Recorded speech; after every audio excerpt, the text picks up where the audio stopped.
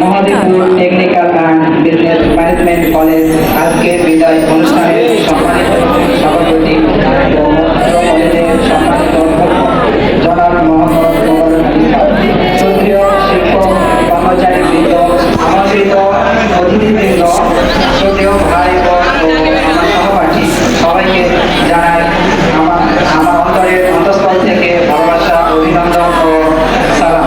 আসসালামু আলাইকুম ওয়া রাহমাতুল্লাহি ওয়া বারাকাতুহু। দুটি সাথে আমাদের এই কার্তিক সম্পর্ক তৈরি হয়। সম্ভাবনা তাকে সারা দিয়ে আপনারা এই